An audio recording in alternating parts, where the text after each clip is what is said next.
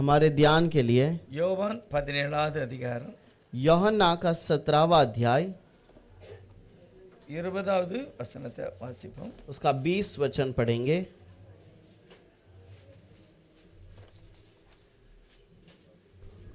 நான் இவர்களுக்காக வேண்டிக் கொள்ளுகிறதும் அல்லாமல் இவர்களுடைய வார்த்தையினால் என்னை விசுவாசிக்கிறவர்களுக்காகவும் வேண்டிக் கொள்கிறேன். मैं केवल इन्हीं के लिए विनती नहीं करता, परंतु उनके लिए भी जो इन वचन के द्वारा मुझ पर विश्वास करेंगे. Praise the Lord. கர்த்தருடைய வேதத்தை வாசிக்கிறோம்.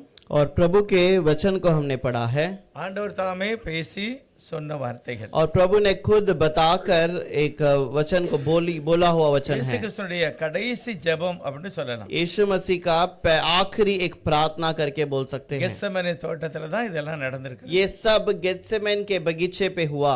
அவருடைய ஜெபத்தினுடைய ஒரு முடிவு என்ன சொல்றாருன்னா, और उसके प्रार्थना के अंत में वो क्या कहता தன்னோடு है இருந்த சீஷர்களுக்காக और अपने साथ रहने वाले चेलों को देखकर அடுத்து கர்த்தர் சொல்கிறார், आखिर में प्रभु कहता है இந்த சீஷர்கள் என்னுடைய சத்தியத்தை உயிர்த்தெழுதல எல்லாம் உலகமெல்லாம் போய் சொல்ல போறாங்க. अब ये चेले मेरे प्रभु के सारे बातों को जाकर आगे बताने वाले हैं. அதுக்கு பிறகு அவங்க என்ன செய்வாங்க, நிருபங்கள் எழுதாங்க. उसके बाद वो पत्र लिखते हैं அதுக்கு பிறகு இது எல்லா ஜனங்களுக்கும் போகுது. और उसके बाद वो खत सारे जगहों पर जाता है. ஆகவே இந்த ஜெபத்துல அவர் என்ன சொல்றாருன்னா, इसलिए वो प्रार्थना में क्या कहता है, பிதாவே हे पिता என்னுடைய ஜெபத்தை நீர் கேட்கணும். मेरी प्रार्थना को आप सुनिए. என்னை முழு மனதோட நம்பி நான் அழைத்த அழைப்புல என்னோட வருகிற இந்த அருமையான சீஷர்களை உம்முடைய நாமத்துல வாழ்த்துகிறேன். और मेरे नाम से जो आपके वचन को बताने वाले इन चेलों को आपको धन्यवाद कहता हूँ. உண்மையாகவே அவர்கள் என்னுடைய எல்லா பிரச்சனையிலையும் கூட இருந்தாங்க. जरूर वो लोग मेरे सारे परिस्थिति में मेरे संग रहे இவர்கள் எல்லாரையும் நீர் என்ன செய்யணும், கடைசி மட்டும் பாதுகாக்கணும். और इन्हें आखिर तक आप संभालिए. அடுத்து இவர்கள் மூலமாக என்னை நம்புகிற ஜனம் ஏராளம் வரப்போறாங்க. और इसके बाद इनके मेरे भरोसे पे आने वाले बहुत सारे लोग हैं. அவர்களையும் கூட நீர் விடுதலை செய்து ஆசீர்வதிக்கணும். उन्हें भी आप छुटकारा देकर आशीष कीजिए. அவருடைய ஆசை நான் இருக்கிற இந்த பரலோகத்துல அவங்களும் வரணும். और उसकी इच्छा है कि मैं जिस स्थान पर हूँ वहां पर वे लोग भी आ जाएं. அப்படிப்பட்ட ஒரு மகிமையான ஒரு ஜெபத்தை உருக்கமாக சொல்லுகிறார். और वैसी एक प्रार्थना को बहुत दृढ़ता से कहता है. இப்போ நான் ஒரு கேள்வி கேட்க உங்ககிட்ட. अब मैं आपसे एक सवाल पूछना நம்ம चाहूंगा. எல்லாருமே ஆண்டவருடைய பிள்ளைகள், அவரை ஏற்றுக்கொண்டோம். हम सब प्रभु के बच्चे हैं, हमने उसको स्वीकार किया है இந்த ஜெபத்துல நம்ம எல்லாருமே இருக்கோம். और प्रभु की इस प्रार्थना में हम सब भी वहां पर हैं. ஏன்னா அவர் சொல்றாரு, இவர்களுடைய செய்தி மூலமா என்னை ஏற்றுக்கொண்டவர். क्योंकि प्रभु कहता है इनके वचन के द्वारा मुझ पर विश्वास करने वाले हर एक. வேதாகமம் முழுவதும் பரிசுத்த ஆவியினாலே தேவனுடைய ஜனங்களால தான் எழுதப்பட்டிருக்கு. पूरा कलाम पवित्र आत्मा के द्वारा लिखा गया है, சீசர்களால எழுதப்பட்டிருக்கு. चेलों के द्वारा लिखा गया है. அப்ப நம்ம யாருனால உள்ள வந்திருக்கிறோம்? अब हम किसके द्वारा प्रभु के अंदर आए हैं? ஆண்டவரை ஏற்றுக்கொண்டு அவருக்கு பின்னால போன பரிசுத்தமான அந்த அப்போஸ்தலர்கள் மூலமாக அந்த செய்தி மூலமா நம்ம உள்ள வந்திருக்கிறோம். अब वो प्रेरितों के द्वारा जो संदेश पहुंचाया गया उसको सुनकर हम प्रभु के अंदर आए हैं. அப்ப நம்மளுக்காக கூட இயேசுவான ஜெபம் பண்ணிருக்கார். अब हमारे लिए भी प्रभु यीशु ने प्रार्थना की அந்த ஜெபத்துல எவ்வளவு வல்லமை இருக்கும். और वो प्रार्थना में कितना सामर्थ्य है. ஆகவே தான் வேதம் சொல்லுகிறது, और इसीलिए कलाम कहता है இருதயம் பயப்படாமலும் கலங்காமலும் இருப்பதாக. तुम्हारा हृदय कभी ना डरे और कभी ना डगमगाए. நான் உங்களுக்காக எல்லாவற்றையும் செய்து முடிக்கிறேன். मैं तुम्हारे लिए सब कुछ पूरा करता हूँ. இந்த மகிமையான ஜெபத்தினுடைய வல்லமை ஒவ்வொருவருக்கும் உண்டு. और ये महिमा की प्रशंसा हर एक के जीवन में है.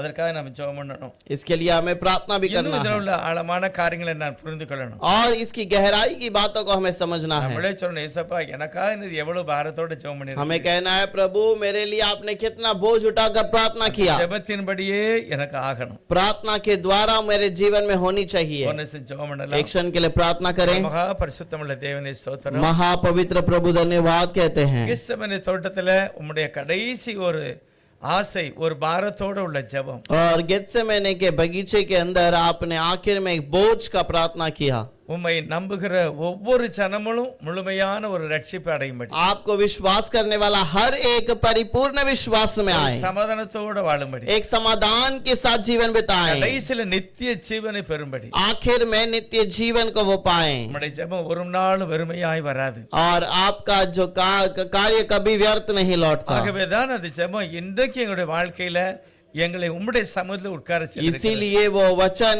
आज आपके सामने हमें बिठाया है। இன்னும் எங்களோடு கர்த்தர் பேசும். आगे भी हमसे बातें कीजिए। நீர் எவைகளை நினைத்து ஜெபித்தீரோ அதெல்லாம் எங்களுடைய வாழ்க்கையில ஆசீர்வாதமாய் நிறைவேறணும். जिस बात के विचार में आपने किया है प्रभु, उस कार्य को मेरे जीवन में पूरा कीजिए। இயேசு கிறிஸ்துவின் நாமத்தினால பிதாவே, यीशु के नाम से मांगते हैं पिता, आमीन। आमीन। இந்த இந்த இந்த ஜெபம் வந்து வேற எந்த சுவிசேஷத்திலுமே இல்ல. ये प्रार्थना और किसी सुसमाचार में नहीं है। இது எங்க நடந்திருக்கிறது? ये बातें कहाँ हुआ है? பைபிள்ல பார்க்கும்போது 13வது அதிகாரத்துல தான் ஆண்டவர் ராபோஜனத்தை செய்கிறார். बाइबल में जब देखते हैं तो 13वां अध्याय में प्रभु ने प्रभु भोजन का वो आरंभ नियुक्त किया गया था। சுவிசேஷத்துல என்ன போட்டிருக்கு? सारे सुसमाचार में क्या लिखा है? முடிஞ்ச உடனே वो प्रभु भोजन खत्म होने के बाद ஸ்தோத்திர பாட்டை பாடி அவங்க கெத்செமனேல போய் ஜெபம் वो பண்ணாங்க. धन्यवाद का गीत गाते हुए वो गेत्सेमने बगीचे पे पहुंचे, அங்க போய் ஜெபம் பண்ணாங்க. और वहां पर जाकर उन्होंने प्रार्थना की, ஆண்டவரும் கூட வியாகுலத்தோட பாரத்தோட ஜெபம் பண்ணினார். और प्रभु भी वहां पर बोझ के साथ में वहां पर प्रार्थना किया, ஆனா சீஷர்களுக்கு அதெல்லாம் தெரியல. और चेलों को ये बातें पता नहीं அவங்க चली, எல்லாம் தூங்கிட்டாங்க. और वो सब सो गए। ஆனால் தேவனோ கிருபையாக அவர் அவங்களை எல்லாம் காப்பாற்றுகிறார். लेकिन प्रभु अनुग्रह से उन सबको बचा लिया। இது நடக்கிறதுக்கு முந்தி இந்த கடைசி அவர் ஜெபம் அந்த கெத்செமனேல கண்ணீரோடு ஜெபம் பண்ணதார் பாருங்க. और वो गेत्सेमने के अंदर वो आंसुओं के साथ प्रार्थना करता है। பைபிள் சொல்லுது அவருடைய வியாகுலத்தோடு ஜெபம் பண்ணும்போது சரீரத்துல இருந்து நினைச்சதான் வேர்வை எப்படி வருதோ அது மாதிரி ரத்தம் வந்ததுன்னு போட்டிருக்கு. वो इतने दुख के साथ में हमारे लिए उसने प्रार्थना किया कि उसके शरीर के जो पसीना है वो खून के समान टपकने लगा, சரீரம் முழுவதுமே அவருடைய சரீரத்துல வேர்வை இருந்தது. और उसके शरीर में पूरा वो पसीना छूटा हुआ அது था, எல்லாம் பெரும் துளிகளாய் விழுந்துட்டு போடு ரத்தமாக வந்தது. और वो एक बड़े बूंद के समान खून से भरा हुआ गिर गया। அவர் ஜெபம் பண்ணும்போது ஒரு தேவதூதன் வந்து அவர் என்ன செய்தானா பலப்படுத்தினார். और जब वो प्रार्थना कर रहा था एक स्वर्गदूत आकर उसको तसल्ली देने लगा। எப்படி பலப்படுத்தி இருப்பான்? कैसे उसने तसल्ली दी होगी? உலகத்துக்கே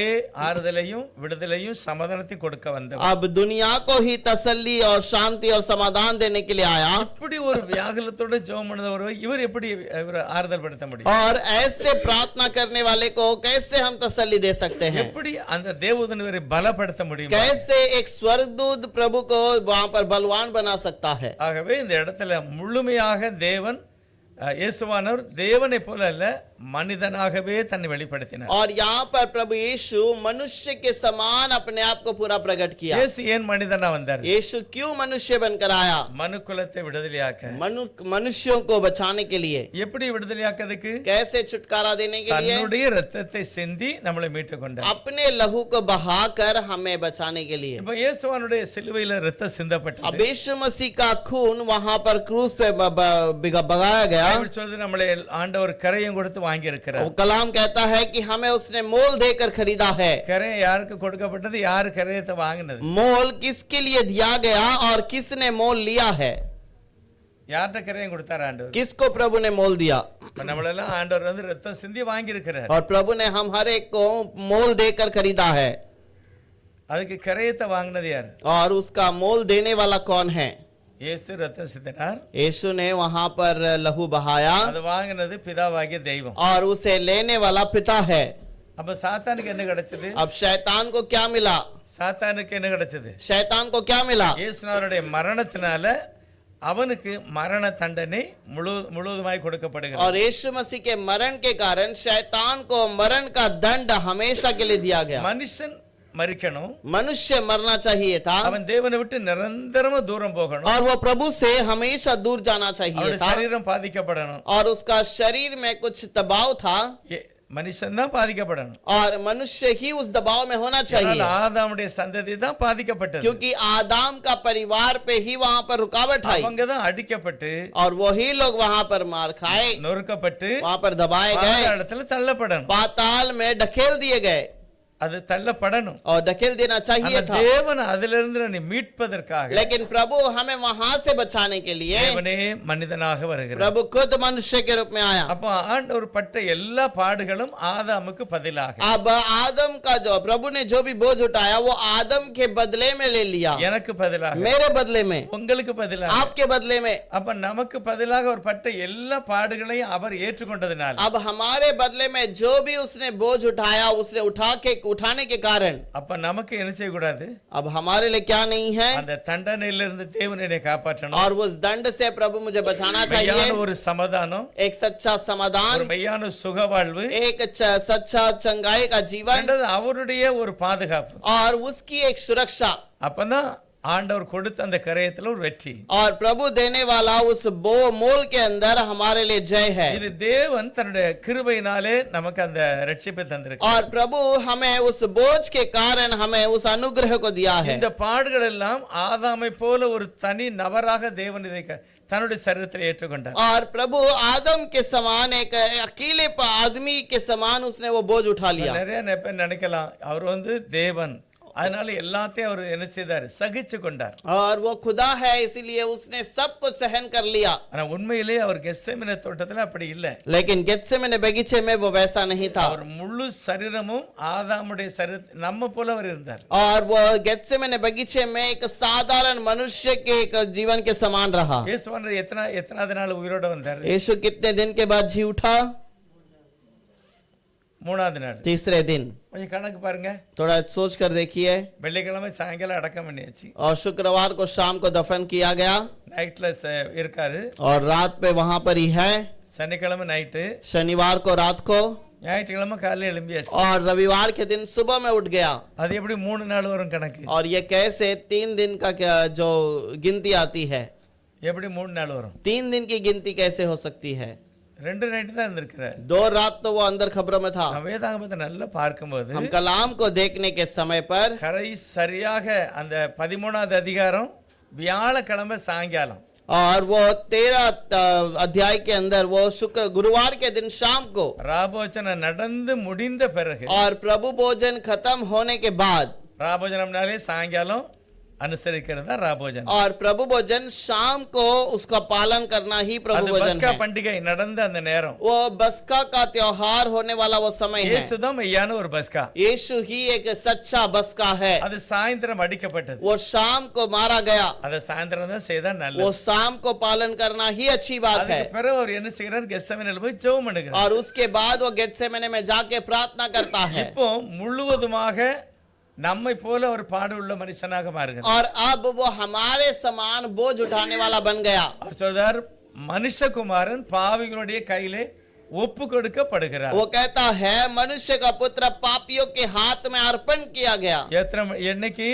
और कभी हुआ है ये? வியாழக்கிழமை சாயங்காலம். ये गुरुवार के दिन शाम को, வியாழக்கிழமை நல்ல கணக்கு வைங்க. வியாழக்கிழமை சாயங்காலம் और गुरुवार के दिन शाम को பிரபு போஜனம் முடிஞ்சு प्रभु भोजन होने के बाद, சூரியன் மறைந்த பிறகு, जब सूरज डूब गया, கெத்செமனே தோட்டத்துல போகிறார். गेत्सेमने बगीचे में वो जाता है। இப்போ கர்த்தர் சொல்றார், மனுஷகுமாரன் பாவிகளுடைய கையில ஒப்பு கொடுக்கப்படுகிறார். अब प्रभु कहता है कि मनुष्य का पुत्र पापियों के हाथ में अर्पण किया गया। இன்னொரு இடத்துல கர்த்தர் சொல்லுகிறார், और एक जगह पर प्रवचन कहता है, யோனா தீர்க்கதரிசி 3 நாள் இரவும் பகலும் மீன் வயிற்றுள்ள இருந்தான். योना भविष्यद्वक्ता 3 दिन और रात वहां पर मछली के पेट में रहा। அதே போல மனுஷகுமாரனும் वैसे ही मनुष्य का पुत्र भी 3 நாள் ராப்பகல் எங்க இருப்பாரு? 3 दिन रात और दिन कहां पर रहेगा?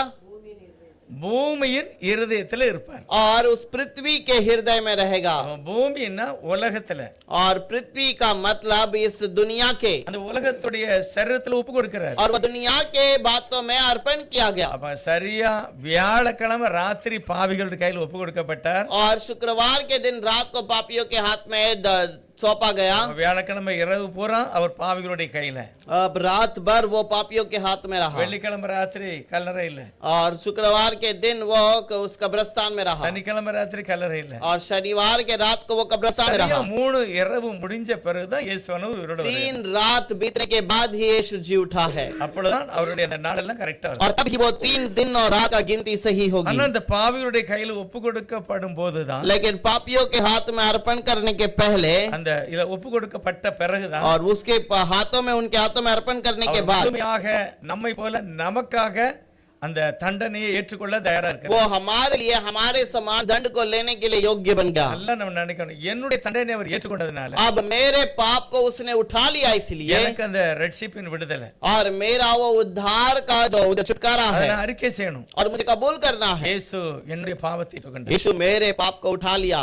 நான் தரித்திரனாகணும், ஆனா அவர் தரித்திரத்தை ஏற்றுக்கொண்டார். मैं कंगाल होना चाहिए था, लेकिन वो कंगाल हो गया। என்னுடைய அந்த ரோகம், அந்த வியாதியை அவர் ஏற்றுக்கொண்டார். और मेरा बोझ, मेरा जो रोग को उसने उठा लिया। எல்லாத்தையும் அவர் ஏற்றுக்கொண்டதனால தான் सब कुछ उसने उठा लिया, நாம் इसीलिए தேவனுடைய பிள்ளைகளாய் ஆகிறோம். हम प्रभु के बच्चे बन गए தேவனுடைய அந்த உடன் பங்காளிகளா ஆகிறோம். और प्रभु के साथ में हम उसके भागी बन गए। இது கிருபையினால यह अनुग्रह के द्वारा தேவன் हुआ है। இரக்கமாக நம்மை திரும்பவும் அவருடைய பிள்ளையாக மாற்றி இருக்கு. और प्रभु अनुग्रह से हमको फिर से उसका बच्चे बना दिया இது है। எப்போ வருகிறது? ये कब हुआ है? சிலுவையில் எல்லாத்தையும் செய்து முடித்து क्रूस पर सब कुछ पूरा करने के உயிரோட बाद வந்து जब जी उठा 40 நாள் வரைக்கும் தன்னுடைய சீஷர்களை அவர் பலப்படுத்தி और 40 दिन तक अपने चेलों को उसने सामर्थ्य दिया சீஷர்களுக்கு முன்னாலேயே அவர் 40 நாள் பரலோகத்துக்கு போகிறார். और चेलों के नजरों के सामने वो 40वां दिन उठा लिया गया। திரும்ப 10 நாள் கழிச்சு फिर 10 दिन के बाद அவரே சத்திய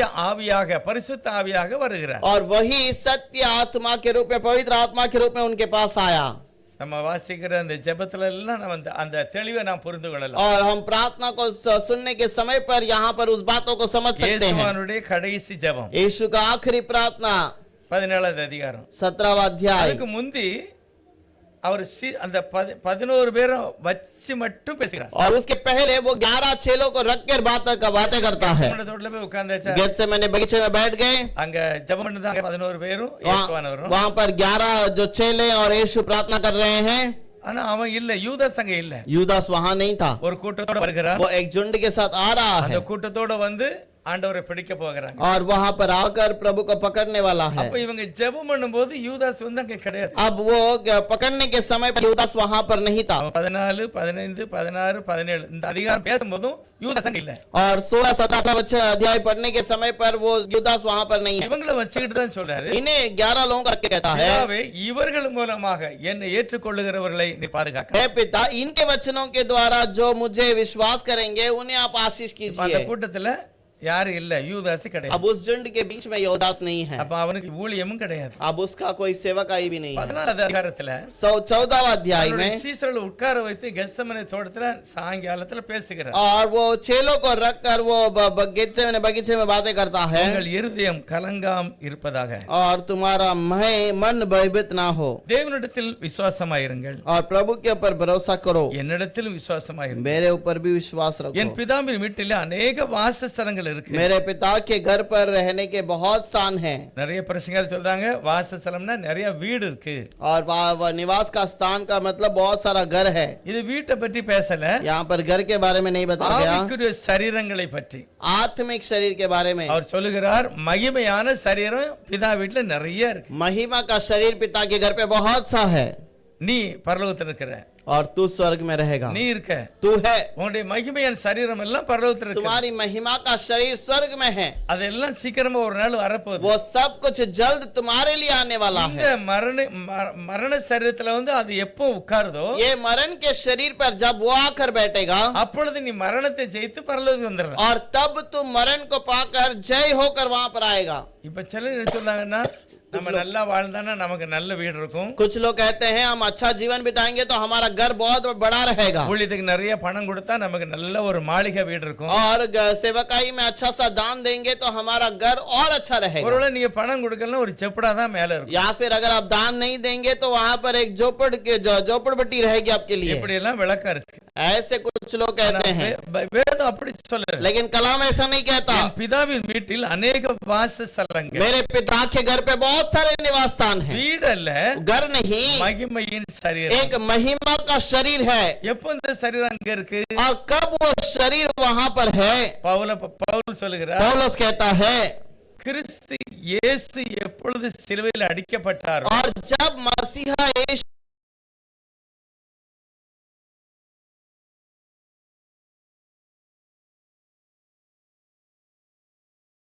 यीशु क्रूस पर मारा गया था அவரோடு கூட और उसी நீங்களும் के साथ மரித்தீர்கள். उसी के साथ तुम भी मारे गए। அப்ப அவர் பவுல் என்ன சொல்றாரு? पौलुस क्या कहता है? இயேசு தனியாக சாகவில்லை, यीशु अकेला नहीं मरा, நானும் அவரோடு கூட சிலுவையில் मैं அறையப்பட்டேன். भी उसके साथ क्रूस पर टंगाया गया ஆகவே அந்த தண்டனையில எனக்கும் பங்கு और இருக்கிறது. इसीलिए उसके साथ मेरा भी भाग है। அவர் உயிரோடு எழுந்து और वो जी उठने के बाद அவரோடு கூட உன்னதங்களில் உட்காரவும் செய்தார். उसके साथ में वो स्वर्ग में बिठाया भी है।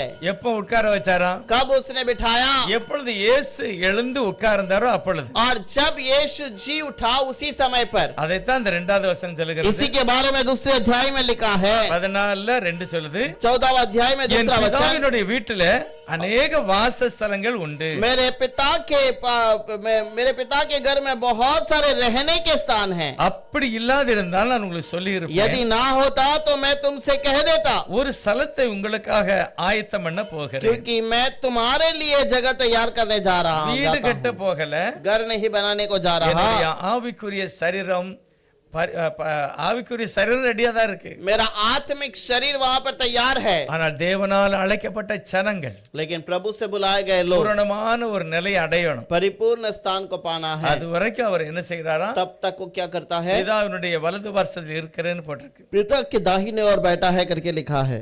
அப்போ பிதாவும் குமாரனும் தனித்தனியா உட்கார்ந்த மாதிரி. अब ऐसा दिखता है कि पिता और पुत्र दोनों अलग अलग बैठे हैं। தேவன் சர்வ வல்லவர், प्रभु सर्वशक्तिमान है அவரே பிதாவாக குமாரனாக கிரியை और செய்கிறார். वही पुत्र और पिता बनकर कार्य करता है। இந்த 14 அதிகாரம் சீசர்களை தனியே உட்கார வச்சு பேசுகிறார். वो अकेले में चेलों को रखकर बातें करता है அவர் சொல்லுகிறார், நான் போகிறது உங்களுக்கு ரொம்ப நல்லது, और वो कहता है मेरा जाना तुम्हारे लिए बहुत भलाई की बात है। போகலன்னா உங்களுக்கு அந்த சான்ஸ் கிடைக்காது. मैं अगर नहीं जाऊं तो तुम्हें यह मौका नहीं मिलेगा।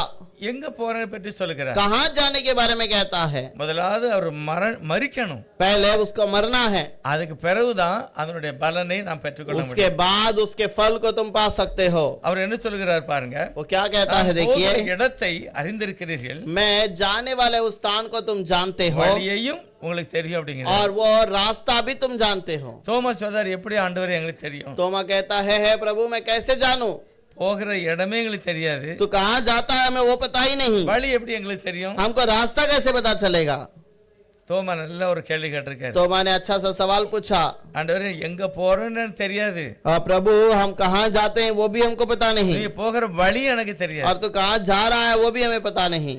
இப்ப நான் அந்த क्वेश्चन அந்த கேள்விக்கு சரியான பதில கருத்தை சொல்லுங்க. और वो उस प्रश्न का सही जवाब प्रभु देता இப்ப है। நம்ம என்ன நினைக்கோம்? हम क्या समझते हैं? எந்த ரூட்டா இவர் போறாரு, कौन सा रास्ते से वो जा रहा है, எங்க போகிறார், कहां जा रहा है, அந்த மாதிரி அதுல எழுதி இருக்கு. वैसे वहां पर लिखा है। ஆண்டவரே நீர் எந்த இடத்துக்கு போறீர்னு தெரியாது, हे प्रभु तो कहां जा रहा है ये तो पता नहीं, வழியும் தெரியாது. हमें रास्ता भी नहीं திடீர்னு पता। இதை பார்க்க போனா இவர் போற வழி எங்கடி? வானத்து வழியா பரலோகத்துக்கு போறாரு. और ये स्वर्ग से ऐसे ही स्वर्ग में उठा लिया गया और स्वर्ग चला गया, அப்படி எழுதல அதுல. वैसा नहीं लिखा है।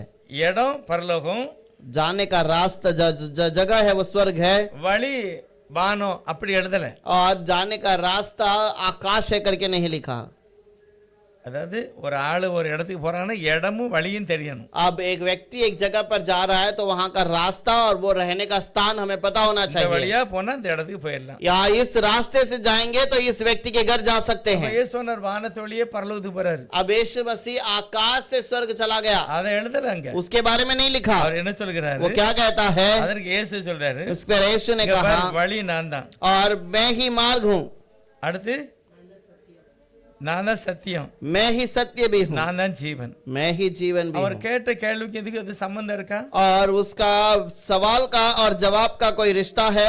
ஆண்டவர் சொல்றாரு நான் போகிறது நல்லது அப்படிங்கிறாரு. प्रभु कहता है मेरा जाना अच्छा है। ஆண்டவரே அந்த வழி எனக்கு தெரியாது, நீங்க போற ஊரு எனக்கு தெரியாதுங்க. तो ये कहता है प्रभु तो कहाँ जाता है और कौन से रास्ते से जाता है दोनों मुझे नहीं पता। சொல்லுங்க பாரு, நான் தான் வழி சத்தியம் ஜீவன். यीशु ने कहा मैं ही मार्ग सत्य और जीवन। அப்பனா என்ன அர்த்தம்? इसका मतलब क्या है? A to Z, நான் தான் உலகத்தில் உள்ள எல்லா சிருஷ்டிப்புக்கு காரணர், और मैं ही सारा सृष्टि का मूल हूँ, நான் தான் உனக்கு ஜீவன் और கொடுத்திருக்கிறேன், मैंने ही तुम्हें जीवन दिया நான் है, தான் எல்லா இடங்களிலும் நிறைந்திருக்கிறேன், मैं ही सारे जगह पर भरपूर हूँ, ஆகவே நான் பூரணமான ஒரு தேவன். और इसीलिए मैं एक परिपूर्ण खुदा हूँ। நான் இல்லாம मेरे बिना ஒருவனும் कोई பிதாவின் இடத்துல போகவே முடியாது அப்படின்னு எழுதல. पिता के पास जा ही नहीं सकता करके नहीं लिखा है। அவன் தான் 2 ஆளு தான். इसका मतलब 2 लोग हैं।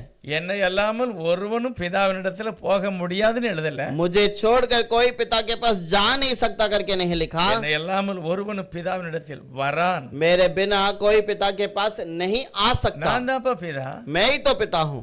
நான் தான் பிதா. मैं ही पिता। ஆகவே நான் போகிற இந்த ரூட் मैं जाने वाला इस रास्ते पे உங்கள் எல்லாருக்காக और तुम हर एक के लिए கல்வாரி குரிசிலே நான் சாக போகிறேன். कलवरी क्रूज पर मैं मर गया। என்னுடைய ஜீவனை நான் கொடுக்க போகிறேன். मेरे जीवन को मैं देने वाला हूँ। பாவத்தின் சம்பளம் மரணம். पाप का प्रायश्चित मरण है। எல்லாம் பாவிகள். तुम सब पापी हो। உங்களுடைய மரணத்தை நான் எடுக்க போகிறேன். तुम्हारे मरण को मैं लेने वाला ஆகவே हूँ। நான் தான் ஜீவன். और इसलिए मैं ही நான் जीवन தான் हूँ। வழி. मैं ही मार्ग हूँ। நான் தான் சத்தியம். मैं ही सत्य हूँ। நான் தான் எல்லாற்றுக்கும் எல்லாமா और இருக்கிறேன். मैं ही सबके लिए सब कुछ हूँ। என்னை மட்டும் நீ தெரிந்திருந்தால் அறிந்திருந்தால் और मेरे बारे में यदि तू जानता हो, கண்டிப்பா தெரியுங்க. என்னை அறிந்தீர்களானால் यदि तू मेरे बारे में जानता होगा, பிதாவையும் கண்டிப்பா உங்களுக்கு தெரியும். मेरे पिता को भी तू जानता होगा। 7வது வசனத்தை வாசிப்போம். 7वां वचन को पढ़ेंगे। என்னை அறிந்தீர்களானால் என் பிதாவையும் அறிந்திருப்பீர்கள். இது முதல் நீங்கள் அவரை அறிந்தும் அவரை கண்டும் இருக்கிறீர்கள் என்றார். यदि तुमने मुझे जाना होता तो मेरे पिता को भी जानते और आप उसे जानते हो और उसे देखा भी हो।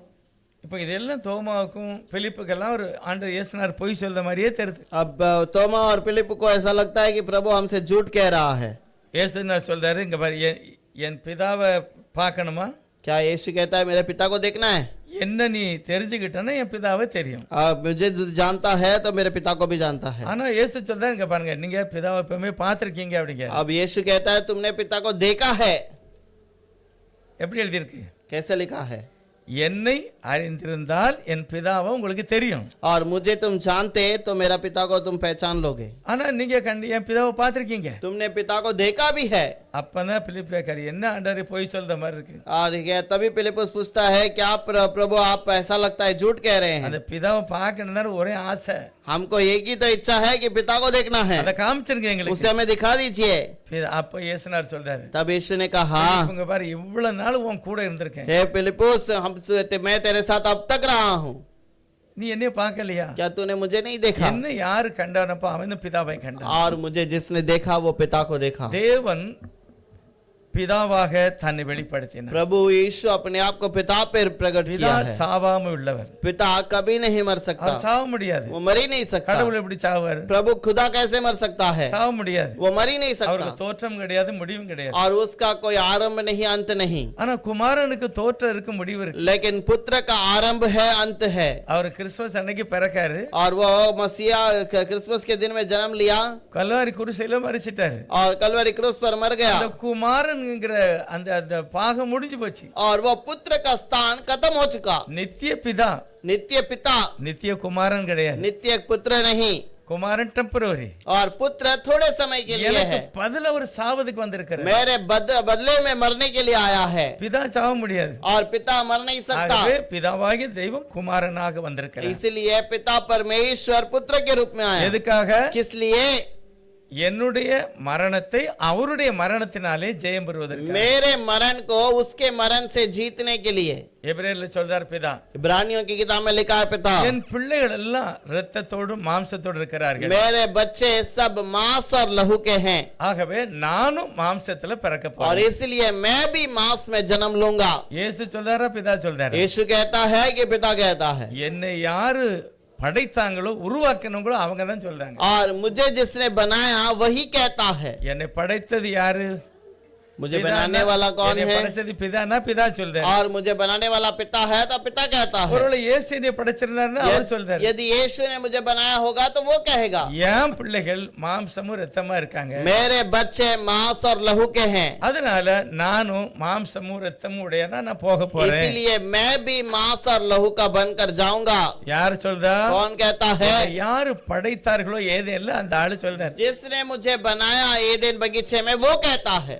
அப்ப அவர் யாரு? अब वो कौन है? அவர்தான் பிதா, அவர்தான் இயேசு. वही पिता है, वही यीशु है। ஆனா பிதா மனுஷனாக வந்து மரிக்கிறார். लेकिन पिता मनुष्य के रूप में आकर जन्म இந்த लेता है சத்தியத்தை பிலிப்போட 11 பேரை உட்கார வச்சு சொல்லுகிறார். और ये सत्य को सारे 11 को बिठाकर कहता है. அவங்களால அதை பொறுத்துக்கிட முடியல, वो बातें को सहन नहीं कर पाए, அவங்களுக்கு அதை விளங்கவும் செய்யல. उनको वो बातें समझ में भी नहीं आई. அவர் சொல்லுகிறார், वो कहता है பாருங்க, சீக்கிரமா தேற்றவாளனே நான் அனுப்புவேன். मैं जल्द ही तुम्हारे पास तसल्ली देने वाले को भेजूंगा. 16வது வசனம் சொல்லுகிறது, 16 वचन में लिखा है, பிதாவை வேண்டிக் கொள்ளுகிறேன், मैं पिता से विनती करूंगा, அப்பொழுது என்றென்றைக்கு உங்களோடு கூட இருக்கும்படி சத்திய ஆவியாகிய வேறொரு தேற்றவாளன் அவர் உங்களுக்கு தருவார். और वह तुम्हें एक और सहायक देगा कि सर्वदा तुम्हारे साथ रहे. இயேசுவான் பேசுறது எல்லாமே அவங்களுக்கு கொஞ்சம் வித்தியாசமா और தான். यीशु का बात करने वाली हर एक बात है उसके लिए नया है. அவங்களுக்கு எல்லாம் புரிஞ்சுக்கிட वो முடியும். लोग समझ ही नहीं पाए. உலகம் அந்த சத்திய ஆவிய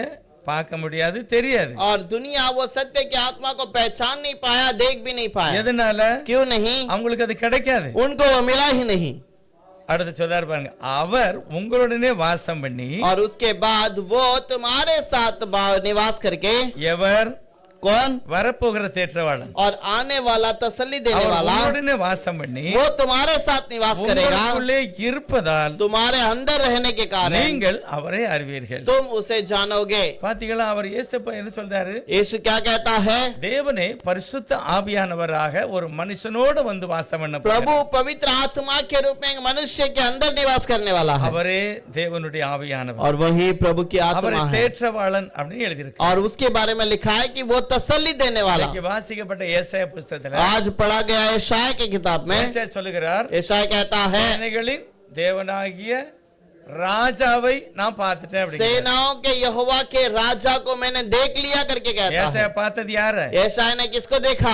ராஜாவை பார்த்துட்டேன். राजा को देखा करके लिखा है. புதிய ஏற்பாட்டுல வேதம் சொல்லுகிறது, लेकिन नए नियम में प्रभु का वचन कहता है, 20வது அதிகாரத்துல प्रेरितों का 20वां अध्याय, பரிசுத்த ஆவிதான் பார்த்தான், பரிசுத்த ஆவிதான் பேசிச்சு. पवित्र आत्मा ने उन्हें देखा और पवित्र आत्मा ने उनसे बातें की. 28வது அதிகாரம் 28वां अध्याय 27வது வசனம், பெரிய வசனம். 27वां वचन, அதுல கடைசியில 2 வரி எழுதி இருக்கிறது. उस पे आखिर में 2 भाग लिखा गया है. பரிசுத்த ஆவி ஏசாயா தீர்க்கதரிசியை கொண்டு நம்முடைய பிதாக்களுடனே நன்றாய் சொன்னார். பேசினது யாரா? और बातें करने वाला कौन है? பரிசுத்த ஆவி தான் பேசிச்சு. पवित्र आत्मा ही बातें किया. பவுல் பரிசுத்த ஆவியில நிறைந்து பேசுகிறார். पौलुस पवित्र आत्मा में भरकर बातें करता है. நம்முடைய முன்னோர்களை பற்றி பரிசுத்த ஆவி ஏசாயாட்ட பேசிச்சு அப்படிங்க. हमारे पूर्वजों के बारे में यशायाह से पवित्र आत्मा ने बातें की.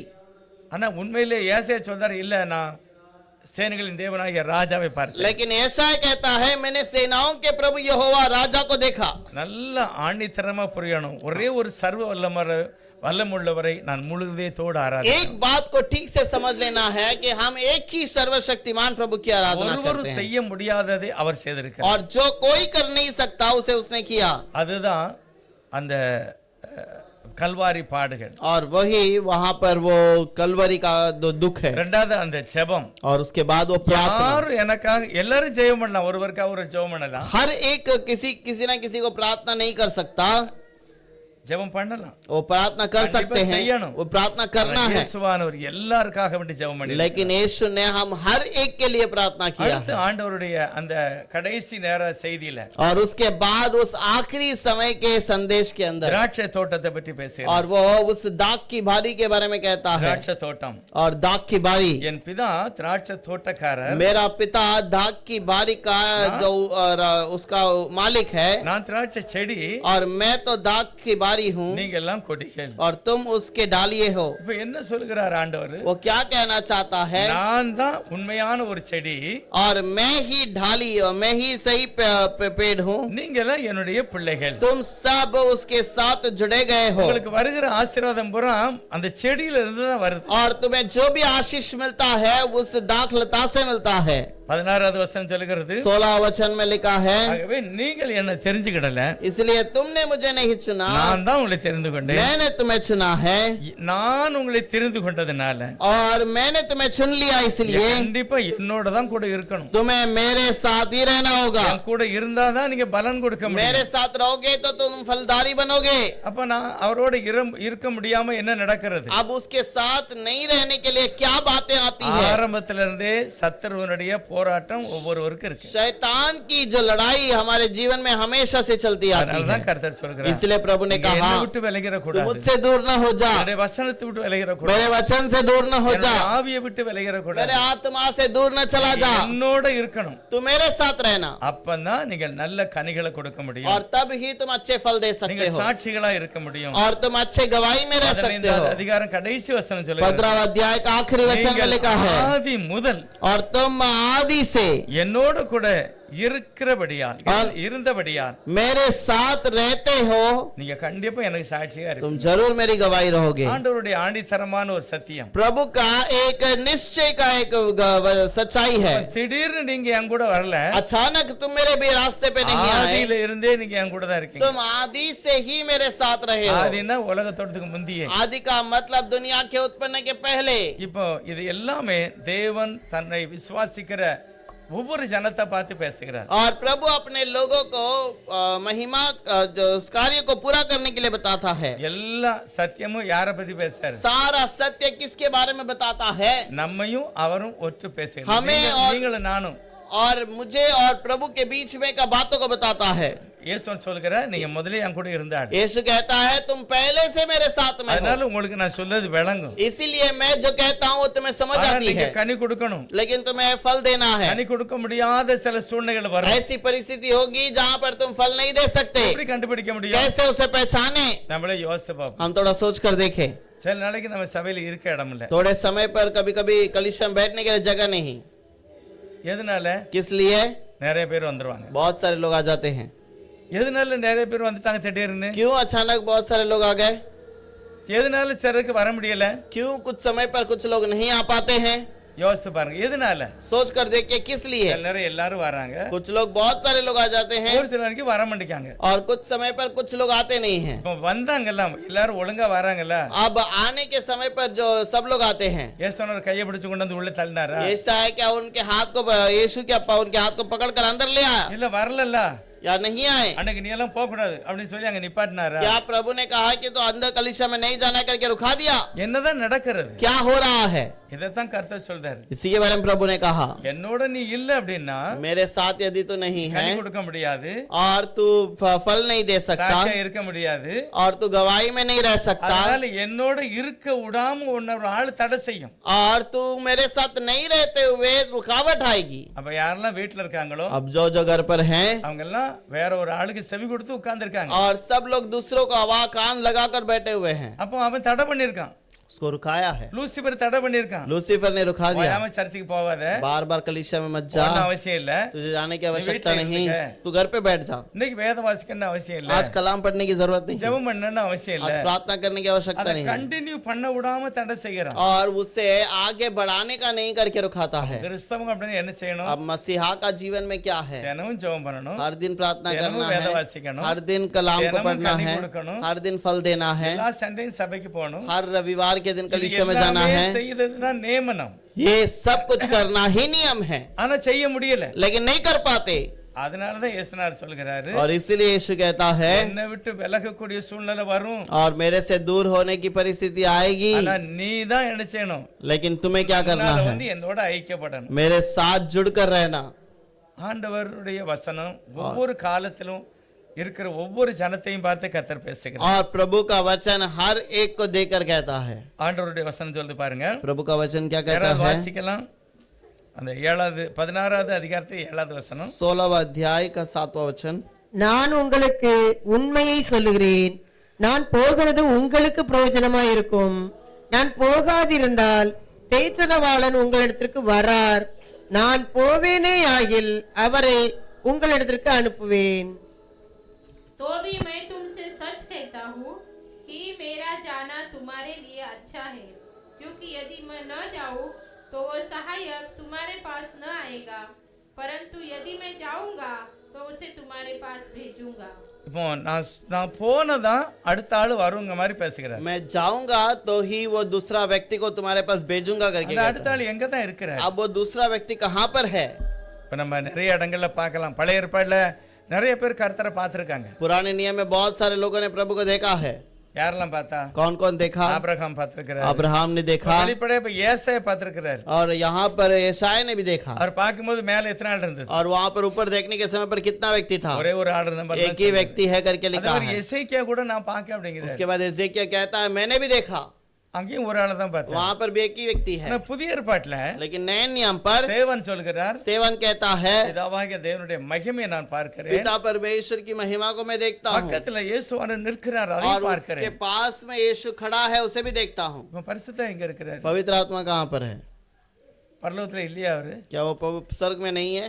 அவன் தேவனுடைய மகிமையான அந்த வல்லமை, और प्रभु का सामर्थ का वो वचन, அவருடைய மகிமை उसकी महिमा அவருடைய சரீரத்தில் வெளிப்பட்டது, उसके शरीर में प्रकट हुआ முழு உலகத்தை நிரப்பி இருக்கிறார் और தேவனுடைய ஆவி. पूरे पृथ्वी को उसने भरपूर किया। ஆகவே தேவன் ஒரே ஒருவராக இருந்து और प्रभु एक ही बनकर நான் காணுவதற்கு சாயலாக மனுஷனாகவும் मैं दिखाने के लिए मनुष्य बना எனக்கு உள்ள உட்கார்ந்து என்னை வழி நடத்துவதற்கு ஆவியானவராக और मेरे अंदर बैठकर काम करने के लिए आत्मिक रूप से அவர் கிரியை செய்கிறார். वो कार्य करता ஆனா है। கடைசி நாள்ல लेकिन आखिरी அந்த समय पर கடைசி ஜெபத்துல उसे आखिरी समय और के சொல்லுகிறார், प्रार्थना पर वो कहता है நான் அந்த 11 பேருக்காக வேண்டி ஜெபம் मैं பண்ணுகிறேன். इन 11 लोगों के लिए प्रार्थना करता இவங்க हूँ மூலமாக என்னை ஏற்றுக்கொள்ள போற அவங்களுக்காக வேண்டி ஜெபம் பண்ணுகிறேன். और इनके द्वारा मुझे स्वीकारने वाले हर एक के लिए विनती இவங்க करता யாரும் हूँ। கெட்டு போக கூடாது, कोई भी बिगड़ना नहीं चाहिए நித்தியத்துக்கு வரணும். और नित्य में आना है। இதுதான் இயேசுவனுடைய கடைசி வேண்டுதல், और यही यीशु का आखिरी बुलावट है, கடைசி ஜெபம். आखिरी प्रार्थना। நிறைய பேர் யாராவது சீரியஸா இருந்தாங்கன்னா बहुत सारे लोग अगर बहुत कठिन परिस्थिति டாக்டர் में है சொல்லுவாங்க, ஐயா இந்த ஆளு ரொம்ப முடிஞ்சு போச்சுன்னு. और डॉक्टर कहेगा कि ये बहुत तकलीफ में है, ये अभी इसके आगे नहीं बढ़ நிறைய सकते। தாய் தப்ப யாராவது சாகும் போது और कोई अपने माता पिता या कोई बुजुर्ग मरने के சில समय கிட்ட पर போய் இருப்பாங்க, அவன் கடைசியில் என்னதான் சொல்றாருன்னு பார்க்கலாம். कुछ लोग साथ में बैठते हैं कि वो आखिर में क्या कहना அந்த चाहता है கடைசியில் சொன்னதை நிறைய பேர் நிறைவேற்றுவாங்க, और वो आखिरी बात को बहुत सारे लोग पूरा करना चाहते हैं, அதை கண்டிப்பா செய்வாங்க. वो जरूर करते हैं। நம்ம இயேசுவனர் கடைசியில் என்ன சொல்றாரு? हमारा यीशु आखिर में क्या कहता है? நான் விட்டுட்டு போறேன் அப்படின்னு சொல்லல, मैं छोड़कर चला जाऊंगा நான் करके नहीं உங்களோடு कहा, கூட இருப்பேன். मैं तुम्हारे संग रहूंगा ரெண்டாவது, என்னை நம்புகிற ஒருவர் ஒரு நாள் கெட்டு போக और மாட்டாங்க. मैं तुम्हें कभी भरोसा करने वाला कभी निराश ना होगा। நான் இருக்கிற இடத்துல உங்களை கூட்டிட்டு போறேன். मैं जहाँ पर हूँ वहाँ पर तुम्हें ले जाऊंगा। அதுதான் இயேசுநாதருடைய கடைசி और வார்த்தை. यही यीशु का आखिरी बातें हैं। தாவீதும் கூட ஒரு வசனத்துல கடைசி வசனத்தை சொல்கிறார் பாருங்க. दाऊद भी एक जगह पर आखिरी बातों को कहता है। 2 சாமுவேல் 23வது அத்தியாயத்துல, दूसरा सैमुएल 23वां अध्याय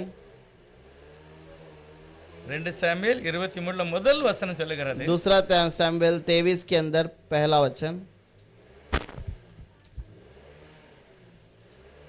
முதல் வசனம். पहला वचन।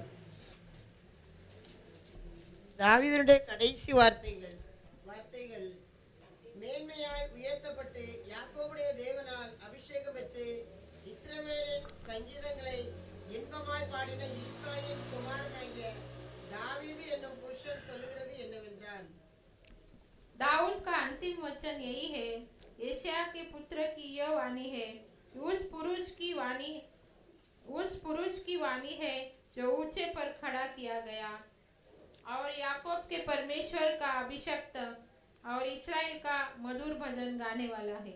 தாவீது ராஜாவுடைய கடைசி ஒரு வார்த்தை, दाऊद राजा का आखिरी बात, அவர் என்ன சொல்றாரு பாருங்க. वो क्या कहता है? देखिए, கர்த்தருடைய ஆவி என்னோட இருந்தது, प्रभु की आत्मा मुझ पर है। இயேசு கிறிஸ்துக்குள்ள அந்த அவருக்கு நேர்ந்ததெல்லாம் இவர் தீர்க்கதரிசனமா சொல்கிறார். और प्रभु यीशु के अंदर रहने वाले बातों को वो एक पवित्र आत्मा से कहता है। இயேசுநாதருக்குள்ள பரிசுத்த ஆவியுடைய நிறைவு வந்தது, यीशु मसीह के अंदर पवित्र आत्मा का भरपूर था। எனக்குள்ள இந்த ஆவி வந்து பாருங்க. मेरे अंदर प्रभु की आत्मा है। அவர் நித்திய கண்மலையா वो இருக்கிறார், नित्य चट्टान है, அவர் நீதிபரர், वो धार्मिकता का है அவருடைய ஆட்சி, அவருடைய ஆளுகை எல்லா காலமும் இருக்கும். और उसकी प्रभुता करने वाली बातें हमेशा हमेशा அவர் रहेगी। காலையிலே ஒரு மகிமையான வெளிச்சமாக மழையாக நமக்கு இருப்பார். वो बोर को एक प्रकाश के समान, एक जो उजियाले के समान மரித்து रहेगा போன செடிகள் எல்லாம் முளைக்கிறதுக்கு அவர் உதவி செய்வார். और मरे हुए पेड़ों को वो जिलाने के लिए मदद करता என் है। வீட்டை பற்றி நிறைய சொன்னாரு, और मेरे घर के बारे में बहुत कुछ बताया எல்லாமே நடந்துட்டு. और वो सब कुछ पूरा भी कर दिया। தாவீது சொல்லுகிறார், தேவன்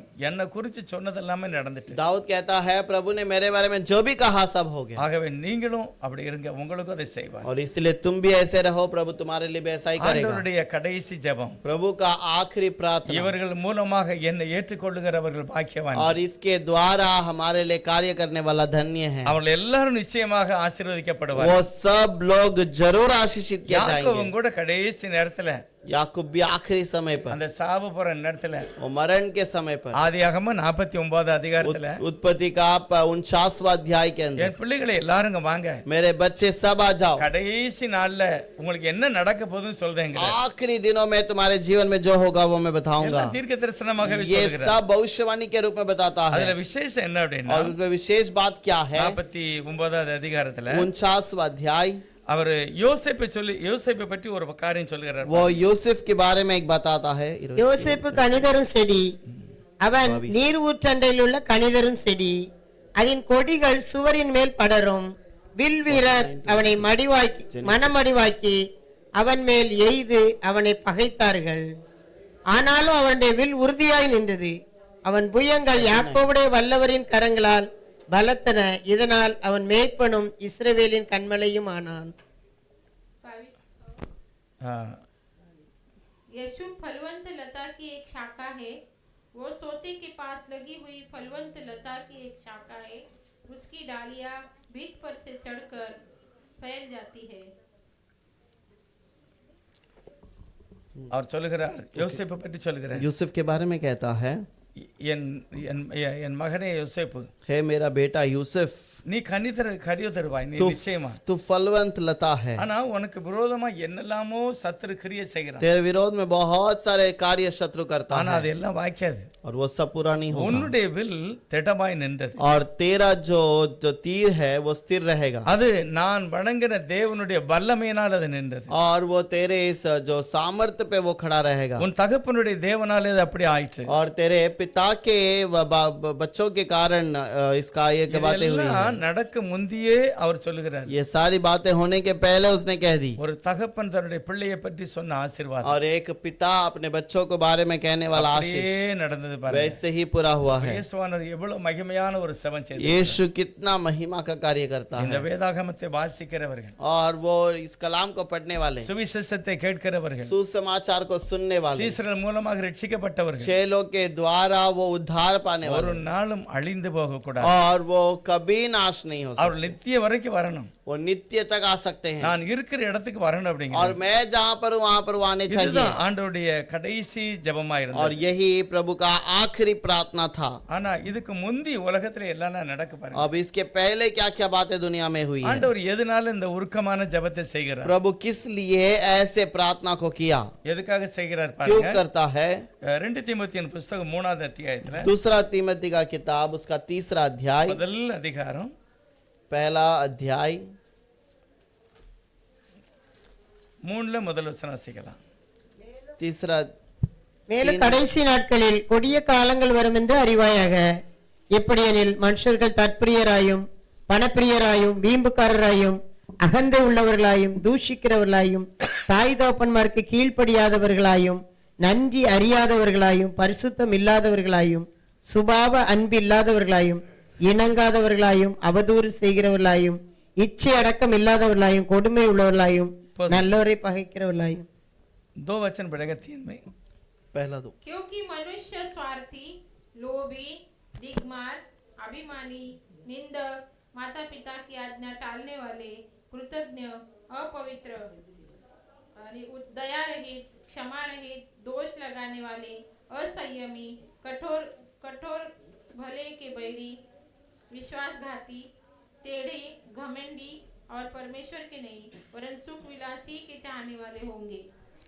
கடைசி நாள்ல தீமோத்தேயுவுக்கு எழுதார் பவுல், இப்படிதான் உலகம் இருக்கும். आखिरी समय पर तीमोथी को कहता है दुनिया ऐसे ही रहेगा। இதெல்லாம் தீமோத்தேயுக்கு பவுல் எழுதுகிறார். ये सारी बातें तीमोथी को पौलुस அவர் लिखता है, எழுதினப்பட்ட காரியமெல்லாம் இன்னைக்கு நடந்துகிட்டே और இருக்கு. वो जो बातें लिखा है वो अब हो रहा है, இப்படிதான் இருக்கும். ऐसा ही होगा। ஆண்டவருக்கு தெரியுமா தெரியாத இப்படிதான் இருக்கும்னு? प्रभु को पता है कि नहीं पता है? அவருக்கும் தெரியும். கடைசி நாள்ல தாய் தகப்பனுக்கு கீழ்ப்படியாத பிள்ளைகள் இருப்பாங்க. और प्रभु को पता है कि आखिरी समय पर माता पिता का आज्ञा नहीं मानने वाले होंगे, சத்தியத்துக்கு கீழ்ப்படிய மாட்டாங்க, सत्य के लिए पालन नहीं करेंगे, அன்பு இருக்காது, और प्रेम नहीं रहेगा, யாரு யாருக்கெல்லாம் அடங்கி எல்லாம் போக कोई மாட்டாங்க. किसके काबू में नहीं रहेगा। தேவ பக்தியின் வேஷம், அதாவது கிறிஸ்தவங்க மாதிரி இருப்பாங்க, ஆனா கிறிஸ்தவங்களா இருக்க மாட்டாங்க. और मसीह का वेश पहने रहेंगे, मसीहा के समान तो दिखाई देगा, लेकिन अंदर वो मसीह में नहीं रहेंगे, அவங்க அவங்களுடைய ஸ்தானத்துல அவங்க இருக்க மாட்டாங்க. वो अपने स्थान में नहीं रहेंगे। அப்படி பவுல் தீமோத்தேயுக்கு சொல்லுகிறார், वैसे पौलुस तीमोथी को कहता है இப்படிதான் கடைசி நாள்ல இருக்கும். ऐसे ही आखिरी समय पर होगा। நம்முடைய வாழ்க்கையில நம்முடைய காலத்துல இதெல்லாம் நடந்துகிட்டு இருக்கு. हमारे जीवन में, हमारे समय में हम ये सारी बातों को देख ஆனா सकते हैं, இயேசு சொல்லுகிறார், लेकिन यीशु कहता है நான் இவர்களுக்காக மட்டும் வேண்டிக் கொள்ளல, अब मैं केवल इनके लिए विनती नहीं करता, சத்தியத்தை கடைபிடிக்கிற ஜனங்களுக்காகவும் வேண்டிக் கொள்ளுகிறேன். सत्य को जो पालन करते हैं उन हर एक के लिए विनती ஆனா करता हूं। நமக்காக ஒரு வேண்டுதல் செய்திருக்கிறார். हमारे लिए उसने विनती की, ஆனா நமக்காக வேண்டுதல் செய்தாலும் हमारे लिए विनती करने के அந்த बावजूद, வேண்டுதலுக்கு நான் தகுதியா மாறணும். और उस विनती के लिए हमें तैयार होना है, நான் என்ன செய்யணும், அதுக்கு தகுதியா இருக்கணும். मैं उसके लिए योग्य ठहरना है। அதுக்கு தான் 15 அதிகாரத்துல 15 யோவான்ல சொல்றாரு, நான் திராட்சை செடி நீ கொடியா இருக்கணும். और इसीलिए वो 15वां अध्याय में कहता है कि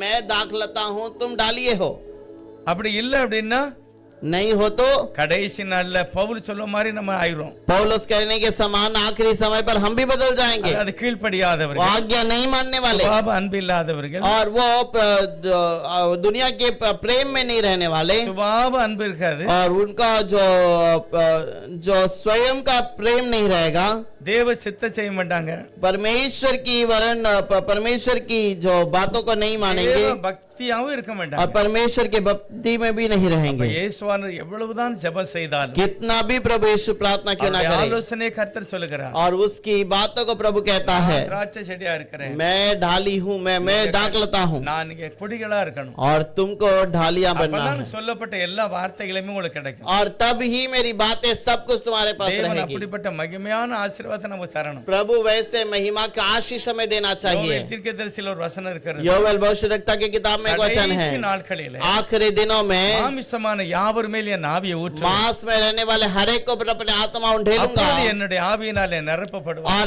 तब तू मेरी आत्मा से भरपूर होगा। அப்போஸ்தலர் நடபடிகள் 2லயும் எழுதியிருக்கிறது. और प्रेरितों के अध्याय 2 अध्याय में लिखा है, என்ன போட்டிருக்கு, 7வது வசனத்துல பேதுரு பரிசுத்தல் 7वां वचन में पवित्र आत्मा में भरकर पतरस कहता है, இவங்க எல்லாம் அந்நிய பாஷையில பேசுகிறார்கள், ये सब अन्य भाषाओं में बातें करते हैं, ஞானஸ்தானத்துக்கு ஒப்பு கொடுக்கறாங்க, बपतिस्मा के लिए अर्पण किए हैं, அநேகர் மனம் திரும்புகிறார்கள். और बहुत सारे लोग मन फिराते हैं। இதெல்லாம் எதனால நடக்க அப்படின்னா, और ये सारी बातें किस लिए होता है? யோவேல் தீர்க்கதரிசி அன்றைக்கு சொல்லிட்டு போயிருக்கார், योवेल भविष्यद्वक्ता ने उन दिनों में बता दिया, உலகம் எப்படியோ தாறுமாறா போனால், और दुनिया कैसे भी यहाँ वहाँ बिगड़ जाए, ஆனா என் நாம தெரிவிக்கப்பட்ட ஜனங்களுக்கு மேல मेरे नाम को पहने हुए लोगों के ऊपर கடைசி நாளிலே आखिरी दिनों में மாம்சத்தில் வெளிப்பட்ட ஜனங்களுக்கு மேலாக मांस में रहने वाले उन प्रकाश जो मांस में जो रहने वाले लोगों के ऊपर என் ஆவியை நான் मैं ஊற்றுவேன், अपनी आत्मा को அவர்கள் उंडेलूंगा, பரிசுத்தாவிலே और நிரப்பப்படுவார்கள், उनको पवित्र आत्मा में भर दूंगा, அவர்கள் தேவனுடைய தரிசனங்களை और காண்பார்கள், वह प्रभु के दर्शन को देखेंगे, தேவனுடைய சாட்சிகளாய் வாழ்வார்கள். प्रभु के उस गवाही में जीवन बिताएंगे। இதுதான் யோவேல் சொல்லப்பட்டது அப்போஸ்தலர் 2வது அதிகாரம் நடக்கும். और यही योवेल के किताब की बातें वहाँ पर प्रेरितों की किताब में पूरा होता மாம்சமான है, யாவர் மேல் என் ஆவியை நான் ஊற்றுவேன். मांस में रहने वाले हर एक के ऊपर अपना आत्मा उंडेलता हूँ। எனக்கு ஒரு கேள்வி, எப்படி மாம்சமான யாவர் மேலும்னா, और मुझे एक सवाल है कि कैसे मांस पे रहने वाले हर एक के ऊपर? உலகத்தில் உள்ள எல்லாரும் மாம்சத்துல தான் இருக்காங்க, दुनिया में रहने वाले हर एक तो मांस में ही है, எல்லாரும் மாம்சத்துல தான் இருக்காங்க. सब लोग मांस में ही அப்ப हैं। எல்லாருக்கும் மேல இந்த ஆவி வருதா? और सबके ऊपर क्या ये आत्मा आता है? யாரெல்லாம் கிறிஸ்துக்குள்ள இருந்து மாம்சத்தில் வெளிப்பட்டார்கள், और जो भी मसीहा के अंदर रहकर आत्मा में रहते हैं, யாரெல்லாம் கிறிஸ்து இயேசுக்குள்ளாக சிருஷ்டிக்கப்பட்டு और जो मसीहा यीशु के अंदर बनाए गए தேவனுடைய சத்தியத்தை ஏற்றுக்கொண்டார்களோ, और प्रभु के सत्य को पहचान लिए அவங்கள हैं, பார்த்து பைபிள் சொல்லுகிறது, उनके बारे में प्रभु का वचन कहता है, கடைசி நாளிலே आखिरी दिनों में மாமிசமான யாவர் மேலும் मांस में रहने वाले हर एक के लिए, இயேசுவானுடைய வார்த்தை ஏற்றுக்கொண்ட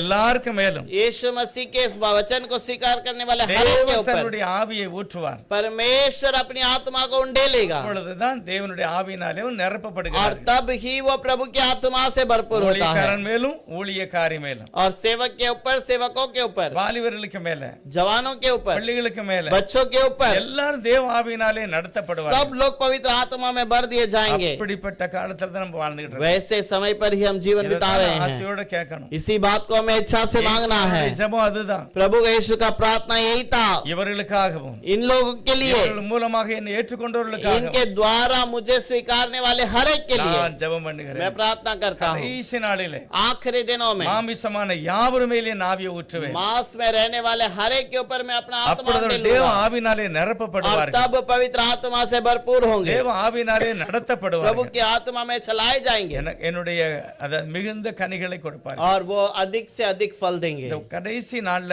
இப்படிப்பட்ட ஒரு காரியம் நடக்கு.